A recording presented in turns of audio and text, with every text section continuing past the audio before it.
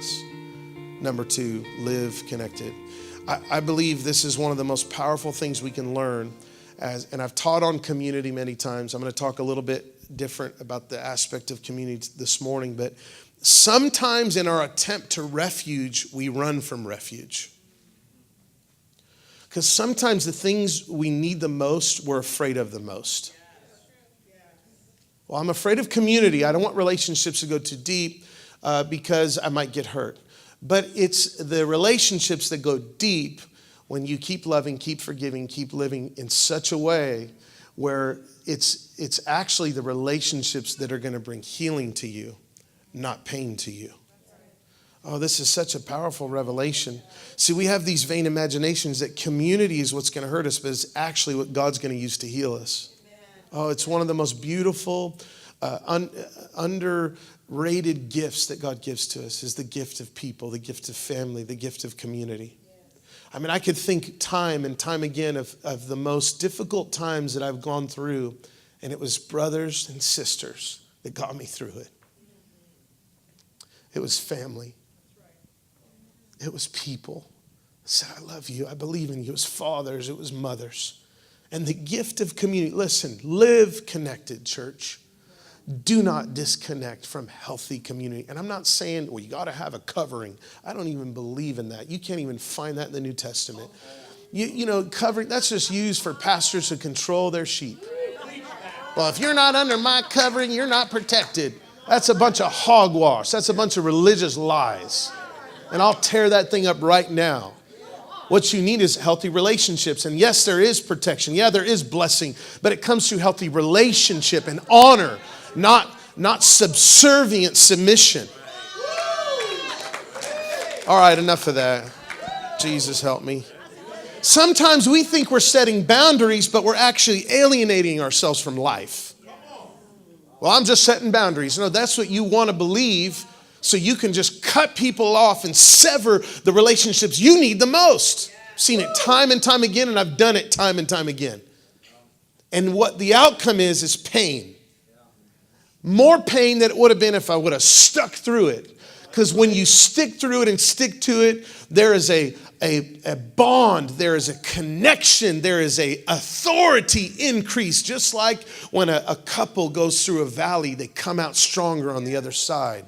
A husband and a wife going through hard times, going through difficult situations, but the people that pray together, stay together, worship together, live connected. They stay connected. They live willing to say yes, and they stay connected. They just come out stronger on the other side. Wow. So I had this dream, and I want to share it with you. And the dream was this, that I walk up to a table of people, and they're hanging out, and it looks like, like almost like a church, a community, a family.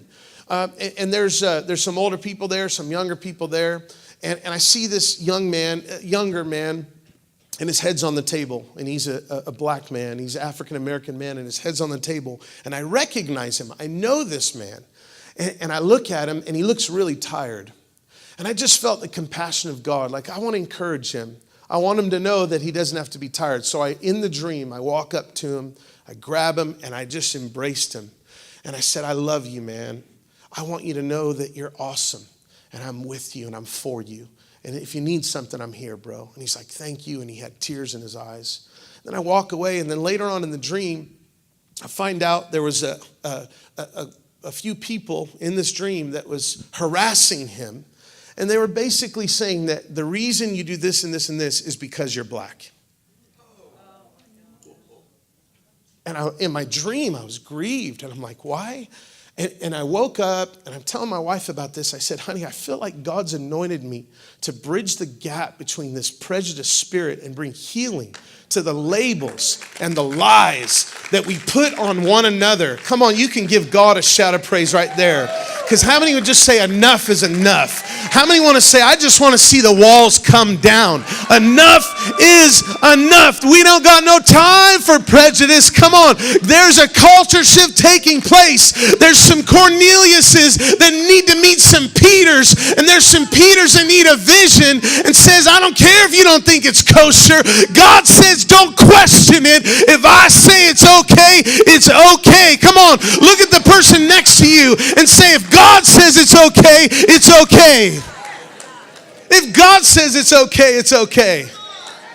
And there is a generation and there's a prejudiced spirit even lurking in the pews, and it's time it's exposed, because it's the time now is to see a culture shift where we're actually connected, not in word, not in a smile and in a God bless you and some Pharisee attitude, but a heart-to-heart connection where the walls come down, where we dine together, where we weep together, where we bear one another's burdens and so fulfill the law of Christ.